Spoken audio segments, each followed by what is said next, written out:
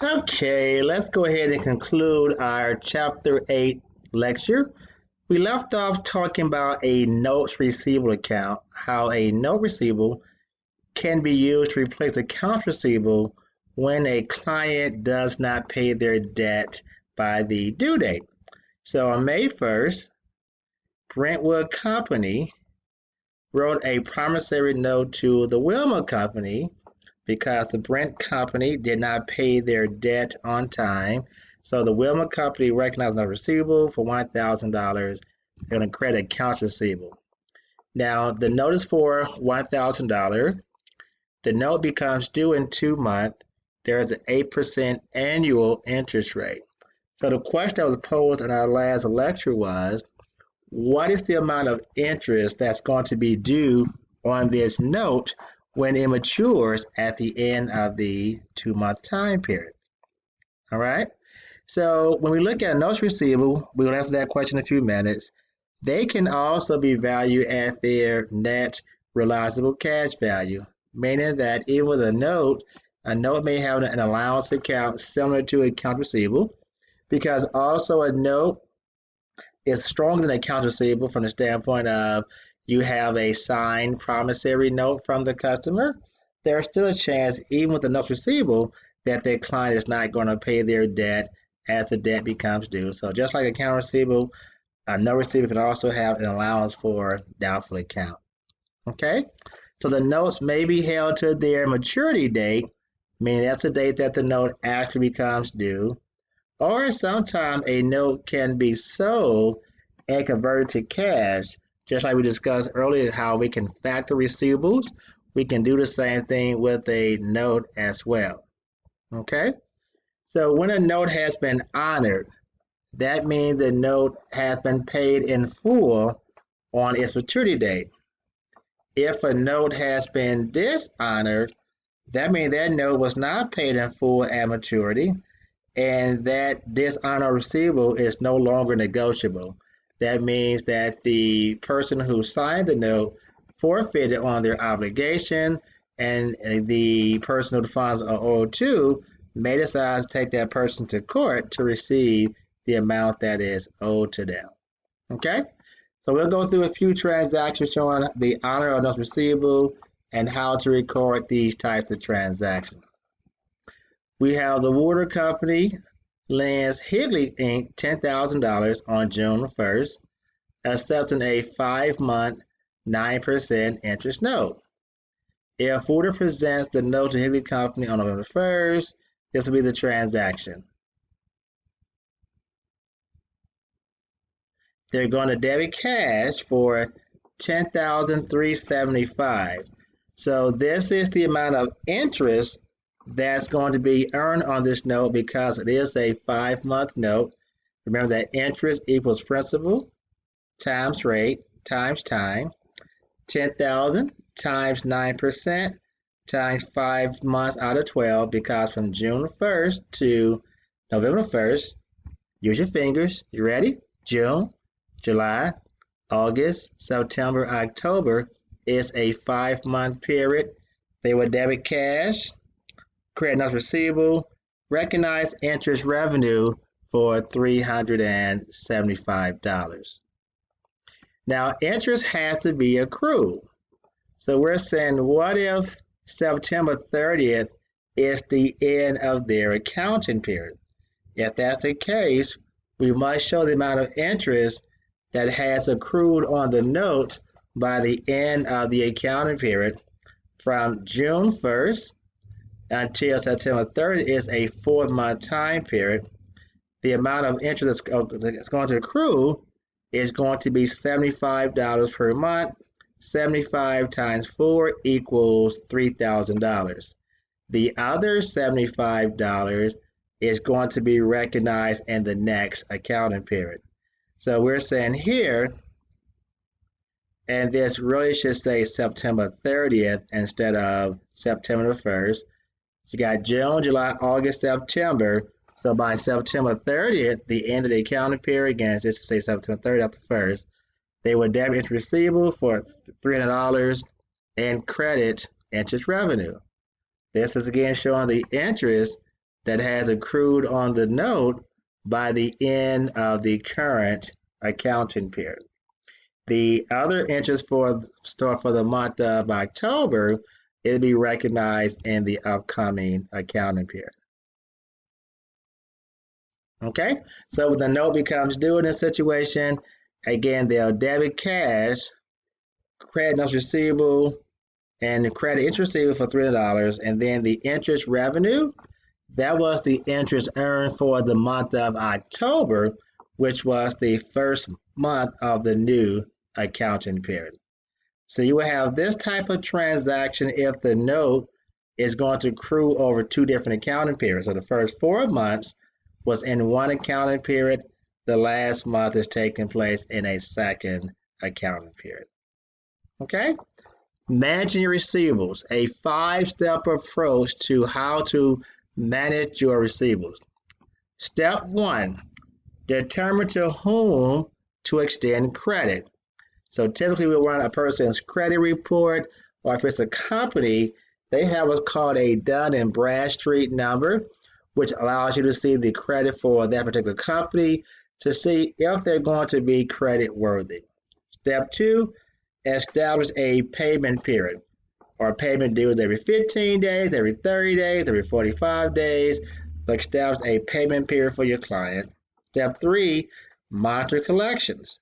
So you're going to have probably an accounts payable department, and their job is to track the receivables to see when the amounts are going. A receivable department, and their job is to track the receivables to see if the receivables are current, 130 days past due, etc. Evaluate the liquidity of receivables. So again, if potential, are we able to sell the receivables so that they can be more liquid? And then accelerate cash receipts from receivables when necessary, and that's going to be done by what we call factoring of the receivable. Okay, so extending credit. If the credit policy too tight, you will lose sales. If it's too loose, you have customers who won't pay you, or they'll pay late or not at all. So again, as I mentioned before, we'll do check references on potential new customers to make sure they're going to be credit worthy. Again, a payment period, take a look at the payment period. It should be consistent. So again, perhaps we had our customers pay every 30 days, every 45 days, or 60 days, but we do want to establish some type of a consistent payment period. Monitoring collections. Again, we may have an account receivable department, and we're going to run certain reports to see, again, which of our accounts are current, which ones are past due, and if they're past due, how far past due. And we want to concentrate on credit risk, must be disclosed in financial statements. So we want to make sure that we're monitoring the receivables, and we want to identify problems early on and try to work with those clients to get those bills paid on time. All right, evaluating how liquid our receivables. We have two different ratios. One is called the accounts receivable turnover ratio. The other is the average collection period. The turnover shows the number of times on average a company collects receivables during the period.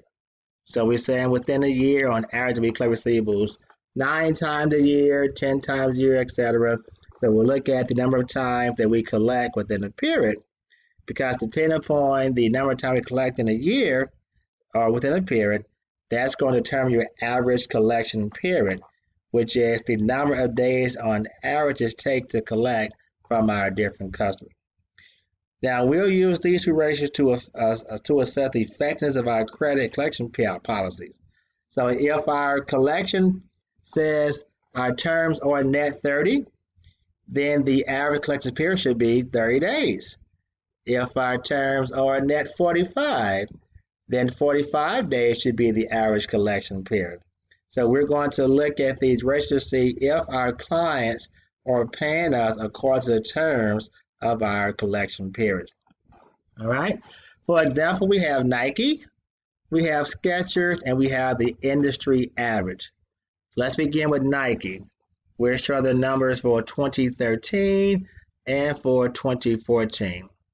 For their turnover, for the turnover in 2013, it was 8.1 times compared to 8.5 times in 2014. To put things in perspective, the higher the turnover, the lower the average collection period.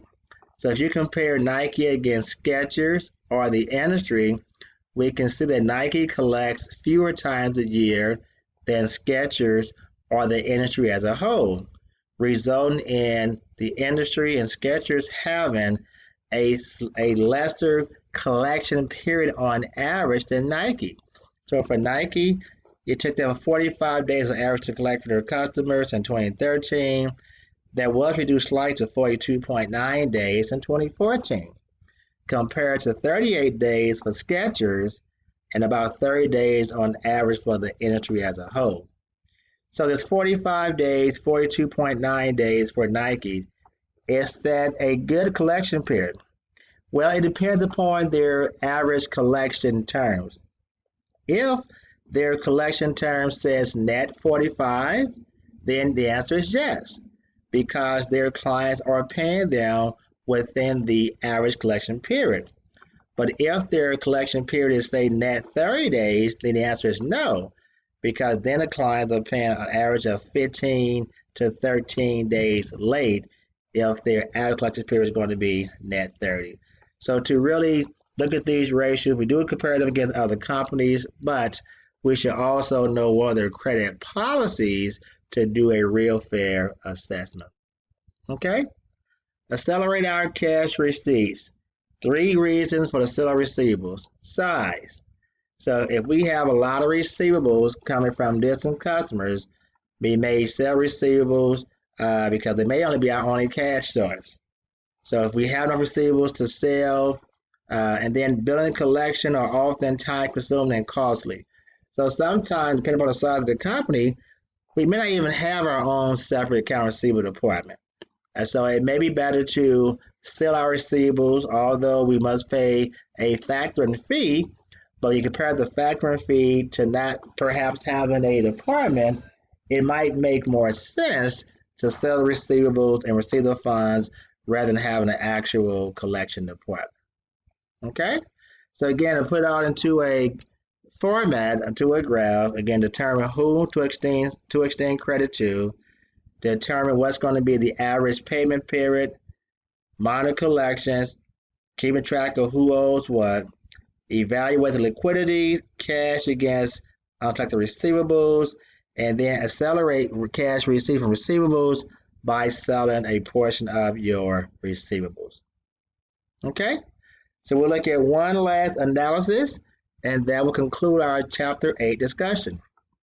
We have LeBron James Company had net credit sales of $923,795 for the year. The accounts beginning balance was $30,275. Ending net was $35,988. We're trying to determine what's going to be the account receivable turnover and the average collection period. All right. So to get the turnover, we'll take the net credit sales divided by the average net account receivable. The average is your beginning balance plus your ending, divide that by 2 to get your average. And that gives a turnover of 24.9 times, which is really good. So that means there's about 25 collection period within a year for LeBron James Company. You'll take your turnover and divide the number of days of the year. So we're saying for this company to take down on average less than 15 days to collect on their receivable. Okay, so that's going to be a really good collection period because, again, if you're collecting your money in a time period less than 15 days, once again, that's a very good collection period. All right, so that's going to conclude our Chapter 8 discussion on different type of receivables. I hope you've enjoyed this information. Now apply it to your homework and your quizzes that has been assigned for Chapter 8. Bye-bye.